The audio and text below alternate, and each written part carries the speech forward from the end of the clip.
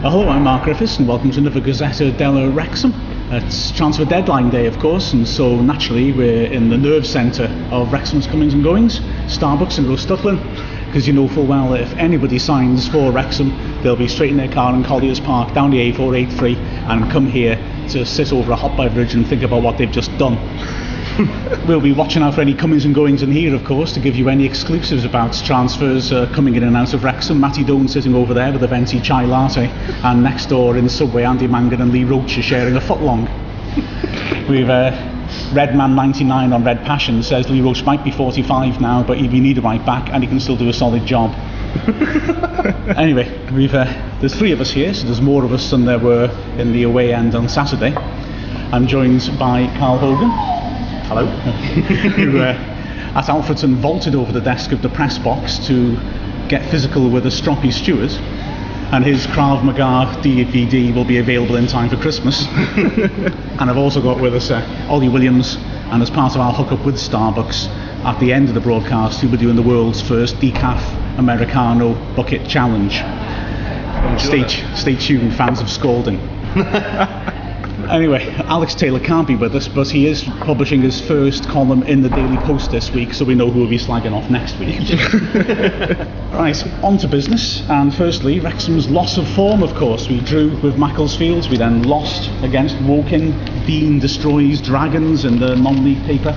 In the Leader, we must do better. And a nice headline, the good, the bad and the ugly.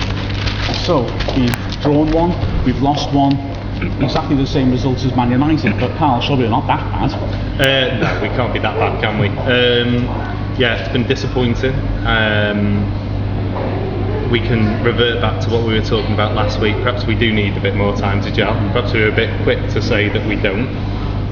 We need a bit more depth, obviously. That might be something that we might be able to give an exclusive on right here tonight.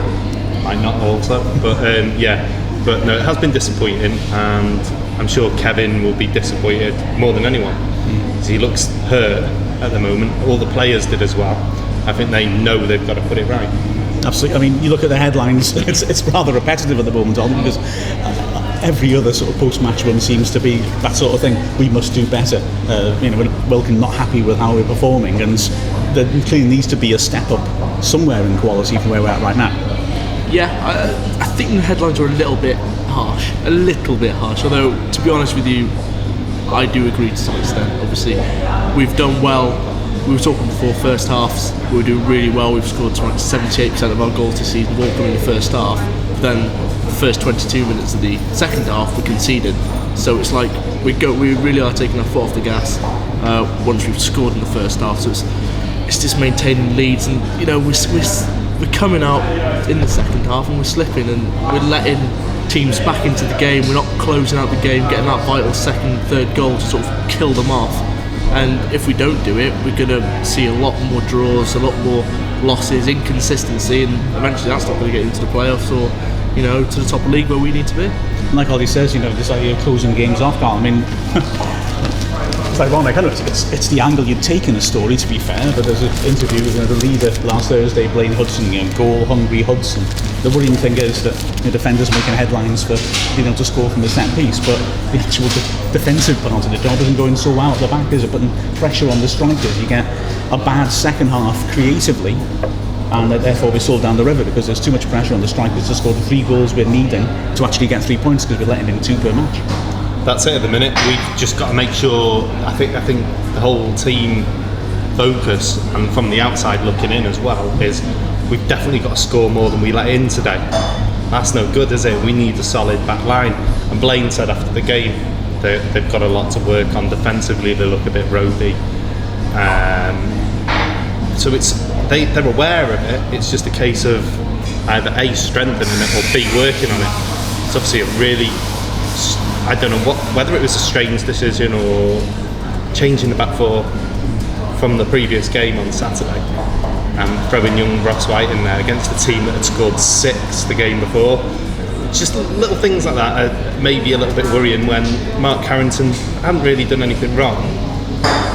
So that we know of. There might have been stuff going on at Colliers during the week we don't know about. But defensively, it really does need strengthening up. They either do need to work on it or bring someone in to shore things up a little bit. And it's ironic, on Wednesday in the Post, there was an interview, quite in-depth interview with Carrington, talking about how since he'd made his debut, hadn't missed a minute on the pitch for Wrexham. He was Mr. Consistency, Mr. Undroppable, the one constant, and then he gets left out. And Ross White did well, but it's a gamble throwing an 18-year-old in. And Ollie, is it the right idea to be chopping and changing like that and making a change like that? But B, is it not just an indication that Kevin Wilkin recognises he's going to do something about us when we haven't got the ball?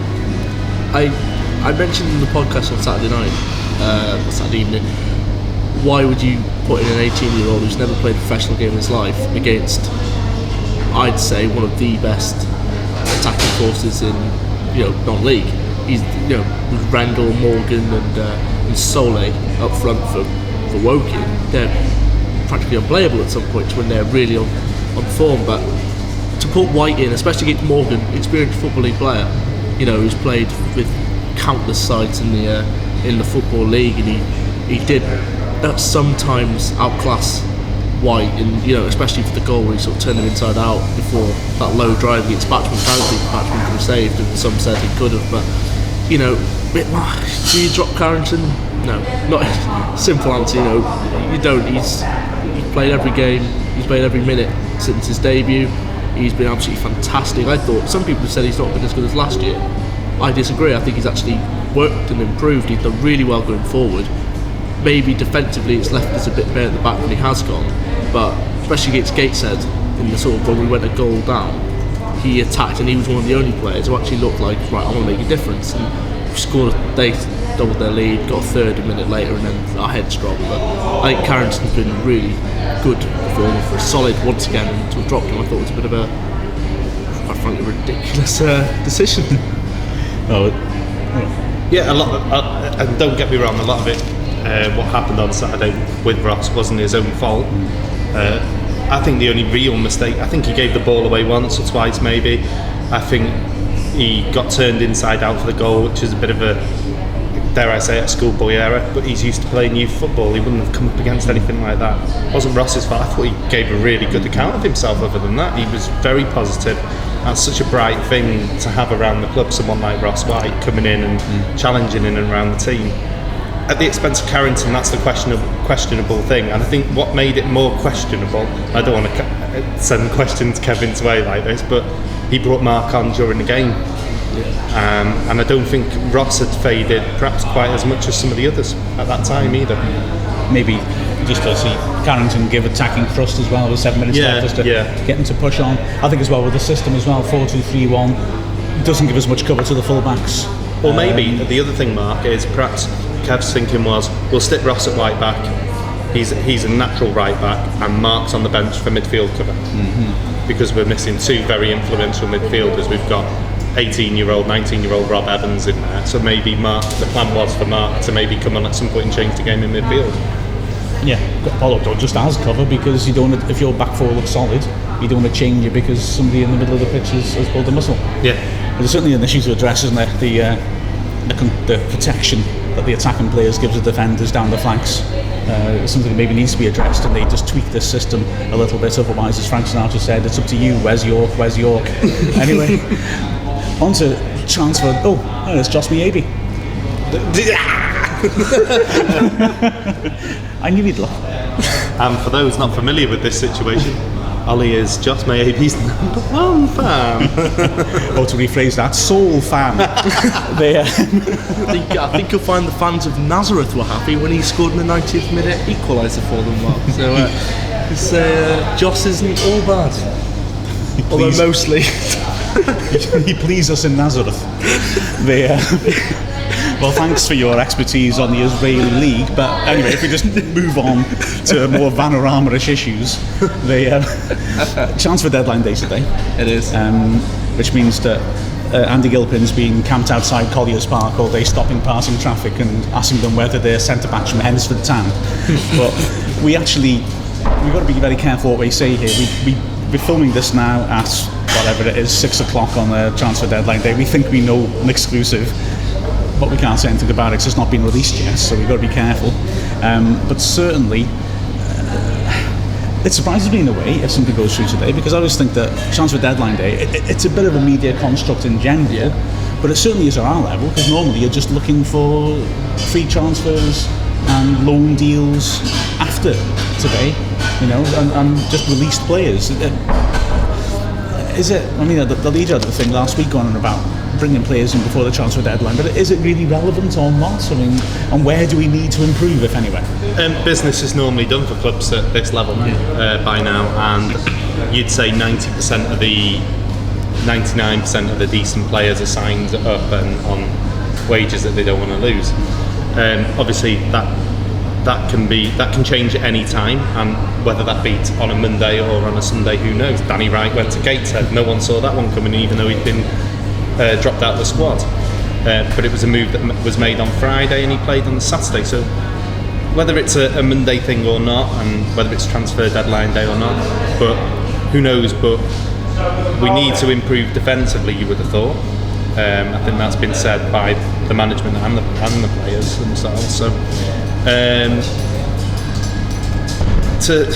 we've got to be careful what we say. The player that we suspect is signing today, whether that adds something there, whether that's something Kev's seen in that area, who knows? But it's one of those things you never know. He was saying he was going to sign a striker earlier in the week. So this guy isn't a striker, we know that as much. So it's one of those, isn't it? It's I think we're all right for goals, although we do look a little bit thin on that front as well, if you know what I mean. I mean, the most thin area of the squad's in defence. That's where they need to really put something together and bring out a solid back four with cover. Well, just picking up on what you're saying about strikers as well. I found it quite strange today. I feel we look full of goals, but we haven't scored maybe as many as we ought to have done. We could have stuck 5 past Alford, and we frankly could have stuck 5 past Macclesfield. Dartford, although we didn't have that much of the ball in midfield, on the break we were really good and also scored more than 2 goals. So we're looking very dangerous. We've got a centre forward who looks very good and is scoring, and yet we're not maybe scoring as many as you'd hope. So it all doesn't quite add up. So I can sort of understand the logic of looking for another striker, but I was slightly surprised the way it was put in the interview in the Leader, where Kevin Wilkins says we're looking to bring another player in because Nick Rushton, he implied really, wasn't quite somebody you could rely upon to, if you had to, for the long term. But in the same terms, you also talk about Andy Bishop and talked about if I can't bring someone in, I'll have to work with those 2. Andy Bishop must be maybe a little concerned to be put into the same category as a fairly unproven striker, I would have thought. That slightly surprised me he said that about Bishop. I'd be more than happy to go with Bishop and Rushton, but then again, I quite like Joe Anienza, so what do I know? But I'd personally I'd happily go with No, I'd happily go with him. Honestly, Andy Bishop, last season, on and off the pitch, he had a shocker. He wasn't, he wasn't himself. He wasn't the Andy Bishop that, scored all those goals for York when he was ripping up the conference a couple of seasons ago, and he's been doing so well for Bury since then. And he hasn't been. He's been basically the shadow of a man. But Nick Rushton last year for Barrow did quite well. He scored, I think it was 13 goals, I think, for Barrow. So he's done really well in the Conference North. Step up, I think, is doable. For Rushton, if you have him with maybe obviously got Malt, Jennings, Bish, and then you could have Rushton as the 4th choice striker, I'd happily go with that, since he Wes York as more of a winger, because the way sort of the last few games we've kicked off, Wes has just darted at the defence sort of to go straight at them. It's been great. I don't see him as a striker. I see him as a winger who cuts inside and has a go or tries to feed the strikers. But I'd have Rushton as that 4th choice, and I think he's more than capable to be given a chance. The first few games he was given. That goal against Everton. Oh. There's a thing of beauty. It was beautiful. If you weren't there, you really missed out on that one. But with Rushton, when we got to the playoff final, that's the 2012-13 season, he broke into the squad in the final few games for his injury. If he hadn't got injured, I think Burrell would have probably played him the next season, maybe given him a chance. But he loaned him out. He did really well for Barrow, and I think now more than it's his time. He's 21. He's a capable player in the division, I think we should give him a shot. Like a player like Obianora, who spent his time going off on loan to League of Wales, going off on loan to Barrow, I think, wasn't it, as well? There comes a point where you've got to evaluate, is this player developing, or are we just keeping him on and letting him play for a bit for other clubs?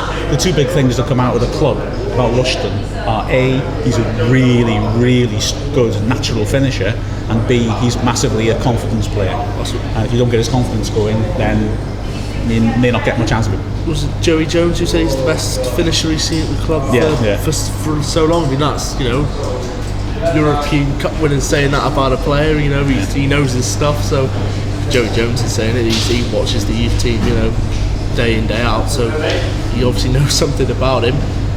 Maybe should Kevin Wilkin maybe listen to Joey and sort of maybe give him a shot?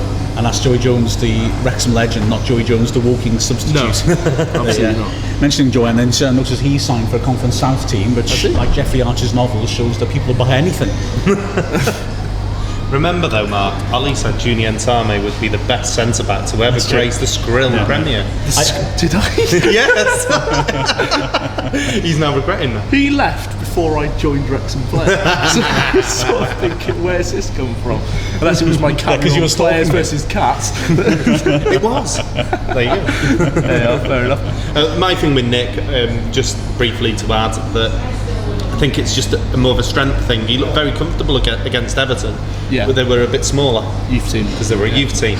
I think it's that step up to playing against sort of thuggish centre-backs that he's got to get used to, and the way we kind of played in the games where he's played first team football hasn't suited him.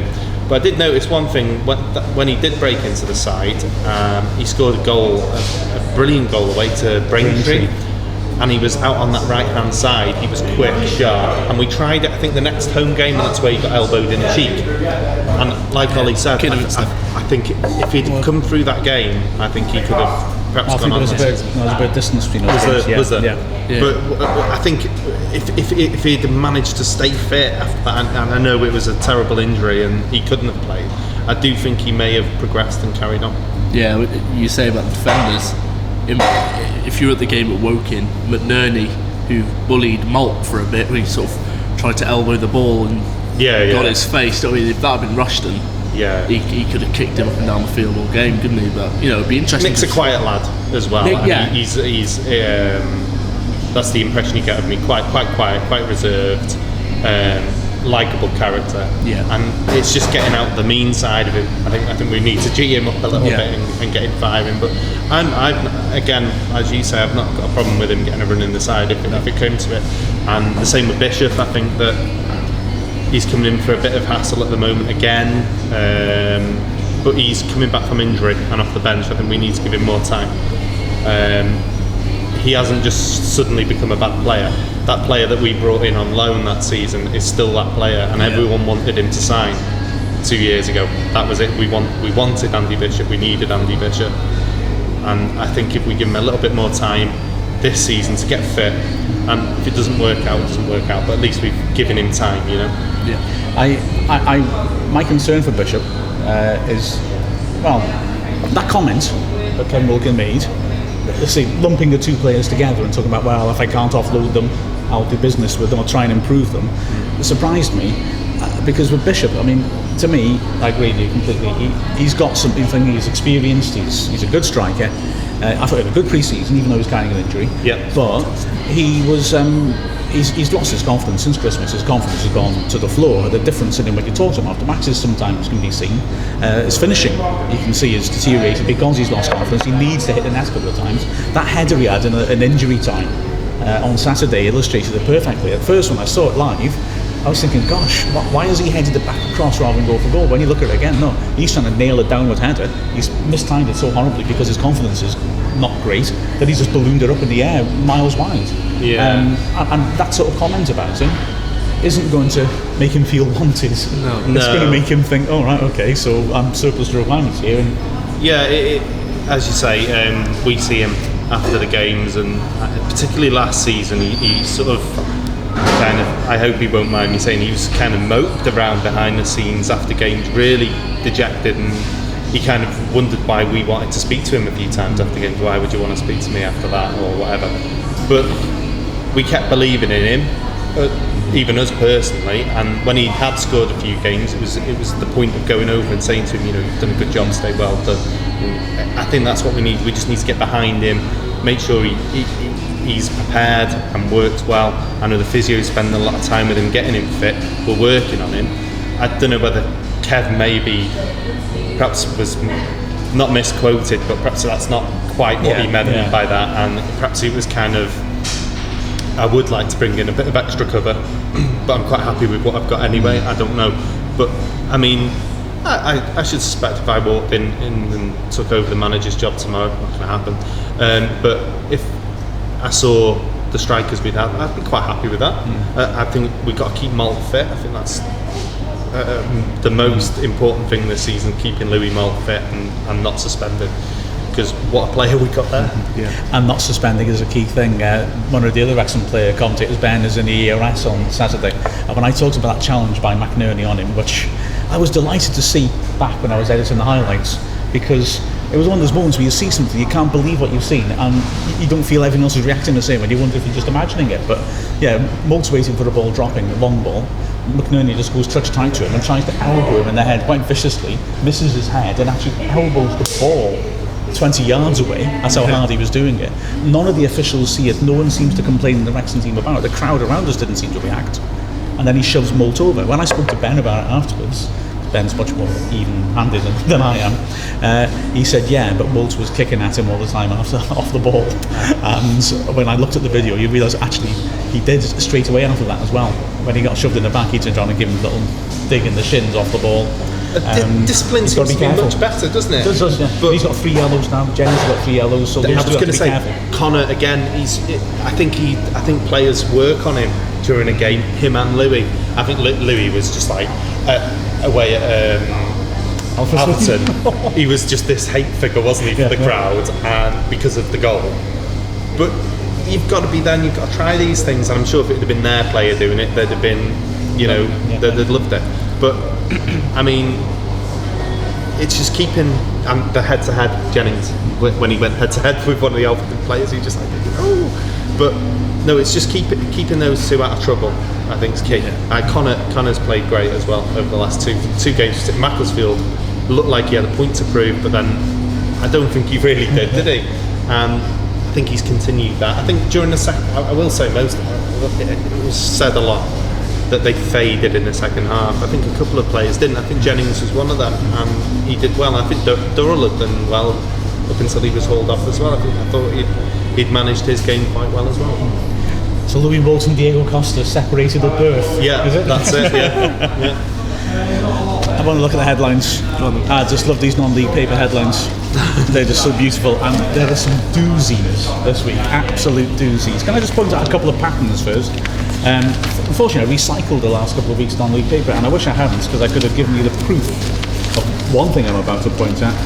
The sub-editors of non-league paper, I should point out, sub-editors write headlines that the journalists don't. So when you see someone's byline underneath, the journalist didn't write the awful headline that's gone on top of their work. Firstly, Kidderminster. Every time, because their manager is called Gary Wild, every single headline this season is Wild at heart, or Gary's wild about the performance. It's absolutely superb. I should try and keep a tally, I think, keep a score by the end of the season. Likewise, Eastleigh. Eastleigh are the Spitfires. Every single headline so far in the non-league paper, genuinely every headline, has been about clipping wings, earning wings. Spitfires shot as Mac fledglings earn their wings. Every single time. It's absolutely fantastic. But the two utter beauties are this one. Now, if you've got a degree in Esperanto, you may be able to understand this. It's about Marcus Maddison signing for Gateshead. Peterborough. Not Peterborough, yeah, same thing. Same thing. It's essentially, it's all the east, it's all blur to me. A Mills and Boom to big the time. Now, if you can rearrange that into a sentence, please send your answers in the postcard to non-league paper, London, down south. I'm okay. No, I'm not going to deconstruct it, except that I do think they managed to get the words in the wrong order on the bottom line, but that's good, isn't it? That's brilliant. A Boom to big the time. But it's not the best one. Oh no. Because the headline of the Gateshead Chester match is a work of shame. I think it's the only way you can put it. The goal scored by John Shaw and Jamie Chandler by Gateshead. Jamie's on Chand to make sure for heed. That is a crime against the English language. Barely 50% of the words are actually words. It's the first time in my life I've been really disappointed that Chester lost because it's made that headline happen. Absolutely astonishing. There's a weird letter in here as well. Well, that's not a surprise. Well, usually the top corners when there's brilliant waste of ink letters. Grimsby go goal crazy. What a weekend it was to be a Grimsby Town fan, a 6-1 win and then a 7-0 win. Yes, we know. But there's a strange letter from a Mansfield fan. He talks about how he saw in the fixtures that two clubs that share their ground were down on the fixtures to play at the same time. Now, this is just a cup draw. It's nothing, obviously, to rearrange the games. But he then talked about how, as a Mansfield fan, he went to see Mansfield play at Wrexham in '77, last game of the season, and how he found it odd because there were 3 sets of fans in the ground. Wrexham and Mansfield both could have gone up. Crystal Palace also could have gone up, and so the 22,000 in the racecourse, just yes, and there were representatives of all 3 clubs, not just Wrexham and Mansfield, Palace fans there as well, hoping to get the result that would send them up. Palace had played at Wrexham the Tuesday before, and he was wondering whether, some of the Palace fans might have just stayed over for the week in Wrexham and enjoyed our exciting nightlife in order to be able to be present at the game. It was probably better in the 70s. The nightlife in Wrexham. Feasibly. It's not too uncommon to have 3 sets of fans. I think Chester's last Football League game, there was a load of Wrexham fans in the away end. And I remember a Premier League game 2005, West Brom played Southampton, and it was a relegation decider, and Portsmouth. No, it was West Brom against Portsmouth, and if Portsmouth had lost, Southampton would have gone down. So all the Portsmouth fans wore West Brom shirts, and there was literally a whole away end and a home end just supporting West Brom, hoping for their side to lose and the rivals would get relegated, and they did. So I remember us playing, I can't remember exactly, I think it was Gillingham last game of the season, and if we beat them, Burnley were up, and Burnley were playing at home, but it was a sellout, and there was a moderate contingent of Burnley fans there to see if we could beat Gillingham, which we did. I think I'm right with my facts on this. Mark McGregor scored a screamer and then went on to play for Burnley, ironically. So, yeah. And of course, I went to that Histon game a few years ago when there was only 1 set of fans in the game because there were no Histon fans. That's right, empty away end at the racecourse for the first time, that we know of. Yeah. Could have happened many years ago, we don't know. But when I was a kid, one of the first games I saw, in the first season I watched Wrexham, we had a midweek game against Bristol Rovers, and old second division, championship now. But there was just, if there were any Bristol Rovers fans there were barely any. And I was in the old Mould Road stand with my dad, and I'd never been on the Cop. And I'd asked my dad, could we go on the Cop just to see what it's like? And he said, when they open the gates at 10 minutes left, we'll go out, get around the back, go into the Cop, and just watch the end of the game there. So I was really excited. It was the dullest game, freezing cold, 0-0. We left the stand, went onto the Mould Road, went into the side end of the Cop, stood and watched the end of this drab 0-0, went home. And it was only the next day I looked in the paper and we'd lost 1-0. Bristol Rovers had scored while we were leaving the ground, and because there were no Bristol Rovers fans, there was no sound. So if I hadn't picked up the paper that morning, I'd have assumed we had 1 point more than we actually had. Do you know what? That's one thing I do love, because the area we sit in at the racecourse is basically in the executive box where the commentary positions are. There's this great period where I really pray that we score, which is just before half time and just before full time, when everyone goes early. You're like, please score, so they miss it. And I just always wonder what it's like to be outside the ground after really wanting you to score, your team to score for the whole game. Maybe it's 0-0. You leave, go to the car, and then you hear, I always think of that when when you're watching the game on TV, it's like Man United, and half the ground's gone after about 88 minutes. And when they played Man City in 2009, when Michael Owen scored into the 96th minute, and I always think of all those fans who've left to beat the traffic and they've missed one of the biggest moments. They'll leave after about 30 minutes now, Ollie. Oh, after they don't turn up. Well, I just realised something which it just struck me has a Wrexham link, although I didn't think it did until it hit me then. When I was in university, I went to Liverpool. They were short on people, I think, and I was going to go to see Everton play, Everton against Oxford, and my mate offered to give me a lift. He had this mangy old banger, which was sort of like communist era Eastern European thing, and I had to push it down the hill outside of where he lived to get it going. Jumped in, he drove there, didn't like going through all the traffic, parked himself, grumbling about finding a parking space all along.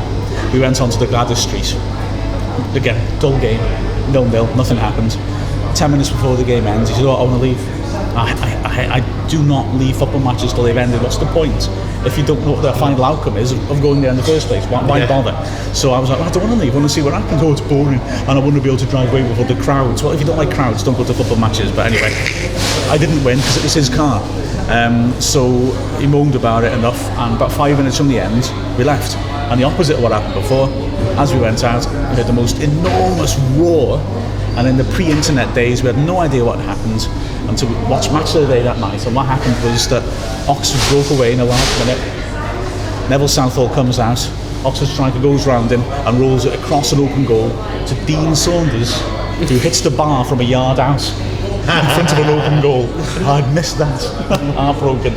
That would have been a moment, wouldn't it? That would have been sweet. Yeah. I'd reminded him of that at a press conference. Exactly. And he just said, well, I got into that position 74 times in the first half, and they should have played me in there. I do miss Dean for that. Yeah. I don't know if anyone else misses His Sheffield United goal was better. Where he took the throw in. Yeah. That was great. He's such a character.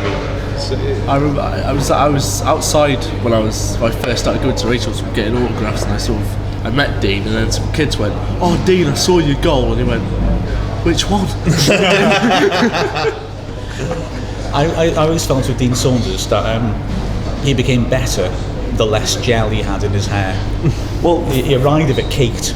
And by the end, he was more humble and more freestyle. I love the way from day one he endeared himself to the Wrexham fans by saying, "I'm going to sort this club out because it's full of losers." That was his first line. I was like, nice one, Dean. I can say this now. Of course, as soon as he's gone, there's a question and answer a couple of weeks after he arrived at the club in the centenary, and I was doing the comparing, and everyone was asking questions, and after about 45 minutes or so, the questions started to run out, and I thought, I'll throw him a question, and I said, there's a lot of criticism in the non-league paper about your appointment, because a lot of non-league people seem to think that to get out of this division, you need a non-league manager who knows the ropes at this level.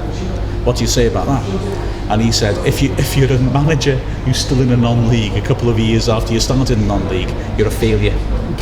A couple of years later in the press conference, I wonder whether I should raise that with him. Opted not to, I don't know why. Thrown it back in his face, that would have been great. But I must say, Dean, we finished 10th and 11th.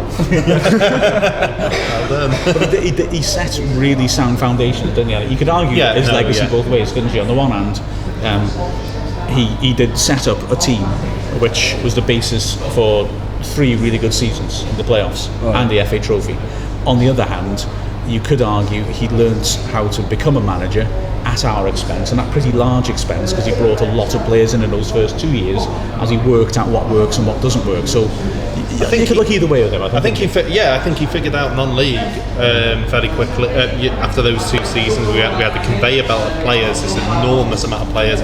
We didn't know how we were lining up week to week. And then all of a sudden it clicked, the backbone came in, we got Dean Keats, we got Jay Harris, we got important players to play for Wrexham, and we built this spine of a team, and then we just added around it to it as we needed to. But then he went off and got relegated from the Championship twice, and he's not been in work since, so maybe it was too much of a step up for Dean at that time, and maybe he'll be looking, when he does get another job, maybe he'll be looking for League 2, League 1 maybe. Look, of course, he has signed for Wrexham today. Just over there. As a centre-back, absolutely. We better wrap it up, I suppose, don't we? Yeah. We've had a lengthy chat, and the Americano's brewing for you, of course, for your challenge. So, yeah, we'll be back in a couple of weeks to give you another Gazzetta Dello Wrexham, but until then, from Ollie, Carl and myself, it's Costa Curta, everybody. So, can I mention Johnny Hunt yet?